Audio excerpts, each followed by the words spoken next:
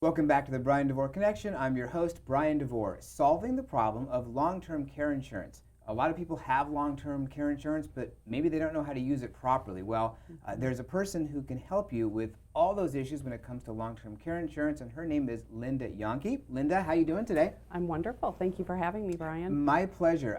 I had a chance to meet you, I remember, at an event at San Diego Oasis, and you were telling me what you do. And it fascinated me because I know there are lots of people who have long-term care policies, but they don't really know how to navigate the process, and they don't take advantage of the benefits that are available to them. So why did you get involved in this, and how did that all start? Well, I have had a long-term care insurance brokerage for 37 years. So I started selling this in 1987. But in around 2010, my clients started filing claims.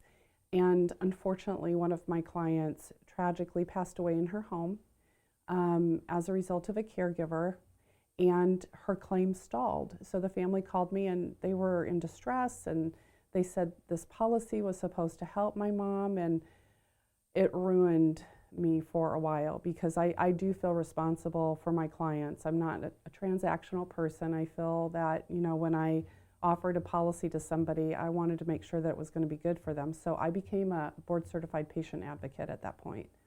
Got it. So I can understand then why advocacy would be so important to you.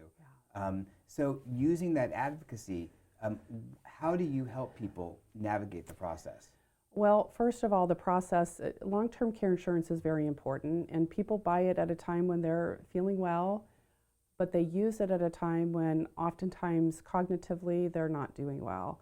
And it's hard for them to remember and understand what do they have to do in order to get money out of their policy. Oftentimes also, because most of these folks are on Medicare, they're not used to billing. They go to the doctor does all their billing, so they don't really understand. These policies pay the person, they pay the insured. And so it's the insured's responsibility to get that documentation to the company. And when someone's not well, and if they don't have a child, an adult child to help them, or a provider that's handling paperwork properly, maybe a spouse.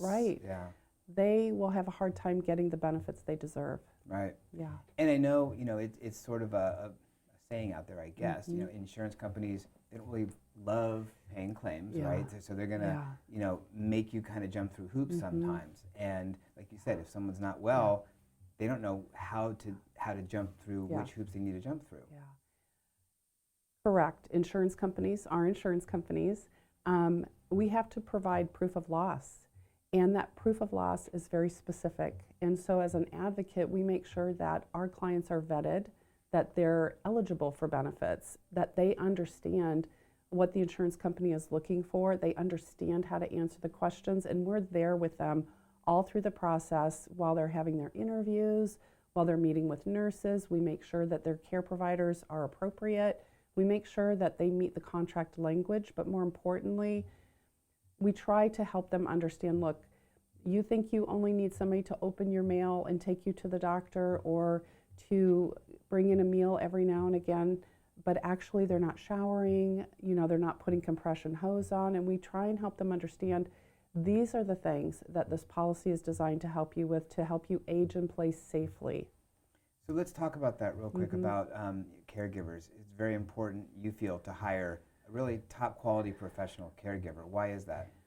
So policies in California especially allow policyholders to hire anybody they want except family members. Family members are not eligible.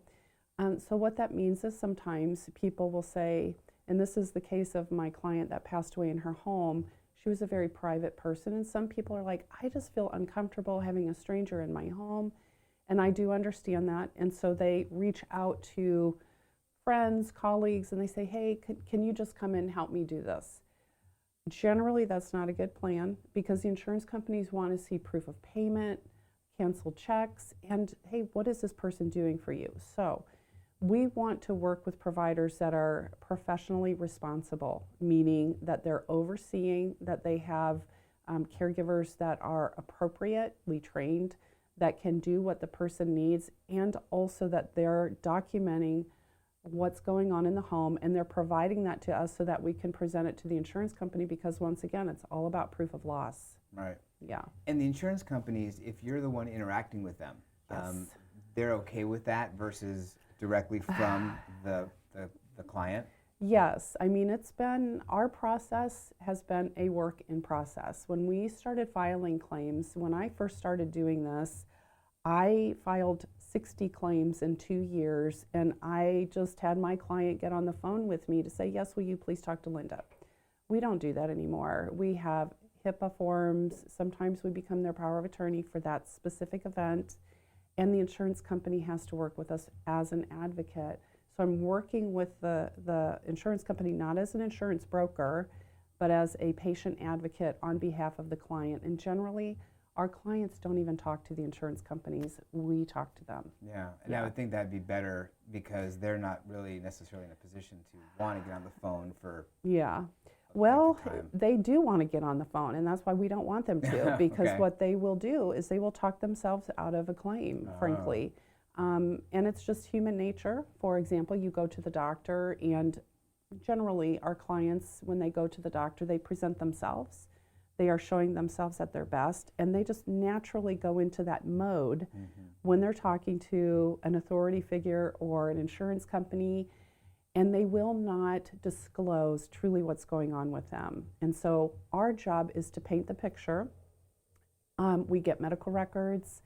Of course, we interview our clients, we talk to their family members, and when we talk to the insurance company, we're telling their story for them. And then, of course, we back that up with proof as well. Yeah. Yeah. I don't know if you have these statistics, but people who try to file claims on their own versus the ones that you file, success rates. Well, that I don't know because it would be anecdotally. Right. But right now, we're managing over 250 open claims for Wow. families.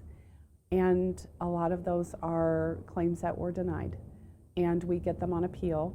And we have never had a claim denied in the years that we've been doing this. Now, that's not to say that we don't have trouble and we Right. have difficulties, and sometimes it takes longer.